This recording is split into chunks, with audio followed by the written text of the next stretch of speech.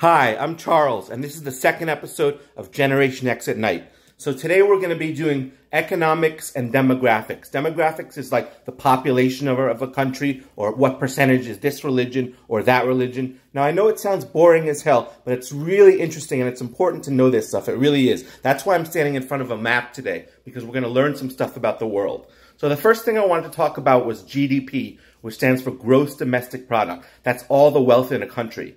So total world GDP is $80 trillion. That's all the world's wealth. The biggest country that has the most wealth is the US at 20 trillion. The next country after that is China at 11 trillion. In between those two is the European Union at 18 trillion. That's the whole block of all the European countries together. It's 18 trillion. And the last one is Japan at 5 trillion. So basically those four countries have like 40 trillion or half the world's wealth, which is crazy if you think about it. Four countries having half the world's wealth. So, and then one thing I want to mention is that Africa always kind of gets considered like this really poor nation with war and famine and refugees, but it's not always the case. Nigeria is number 21 in terms of total wealth with 500 billion. It also has a thriving film industry, the third largest in the world after the United States, and Bollywood, which is India's film industry. So that's really interesting too, I always think. Now, I went to Ghana in West Africa a bunch of years ago, and Ghana is a really interesting country because it was the first country to gain independence from colonialism in 1957. Kwame Nkrumah was Ghana's first independence leader, and he promoted like Pan-Africanism, which was a movement to unite all African countries. So that's kind of all I wanted to do on economics. I hope it wasn't too boring. I just wanted to give you a little bit of a baseline. The next thing we're going to do is population. So total world population is 7.5 billion.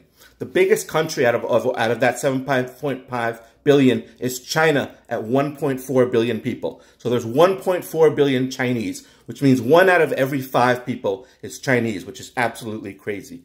India has 1 billion, so that's a really big country too. The next country, number 3, is the US at 320 million people, so that's a real drop-off. The next is Indonesia at 250 million, and the last one is Brazil at 200 million. It's crazy. So like I said, 1 out of every 5 people in the world is Chinese, and 60% of the world population lives in Asia.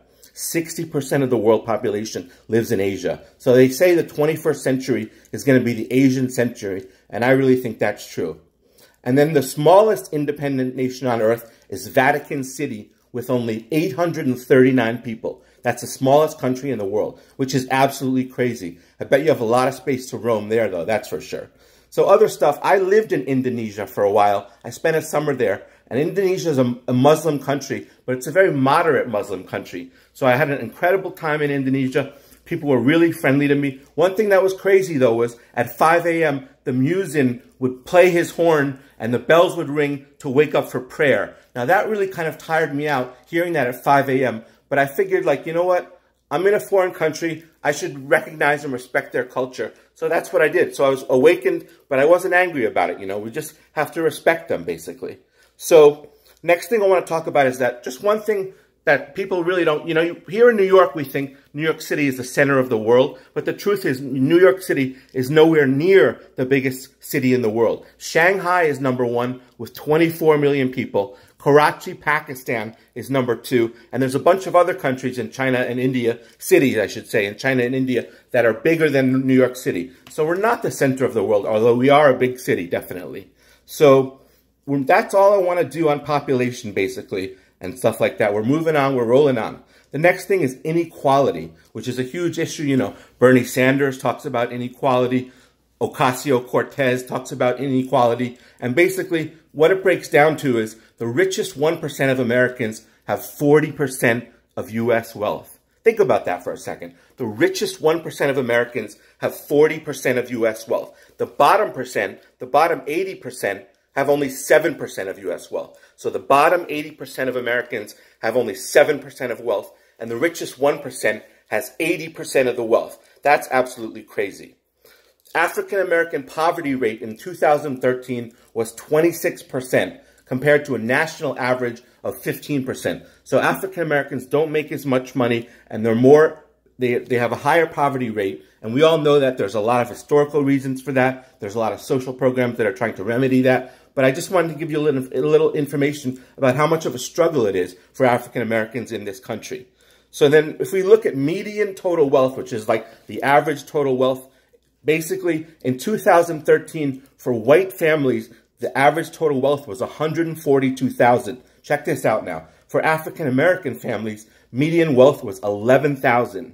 So white families, $142,000. African American families, $11,000. Hispanics are not much better. They're $13,000 is their total wealth. So basically, whoa, I lost the camera for a second. Sorry about that. But basically, minority groups are struggling is what it comes down to. And with these social programs, we're trying to get more jobs, get more money for people so they can survive and do better. But, it's a challenge. It really is. So the next thing I wanted to talk about was suburbs and exurbs versus cities. So 80% of Americans live in either cities or suburbs, and only 20% live in rural areas.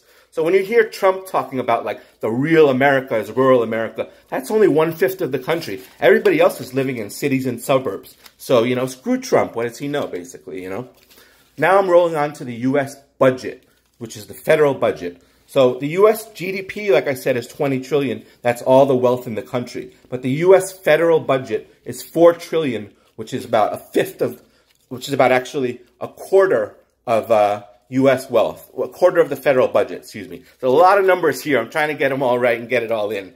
So basically, Social Security, Medicare, and Medicaid are the biggest part of the federal budget. That's about half the federal budget. On the other hand, defense spending is a whopping $800 billion, 1/5 of the total budget. So we spend 1/5 of the federal budget on defense. And the crazy thing is that the U.S. spends more on defense than the next 10 countries combined.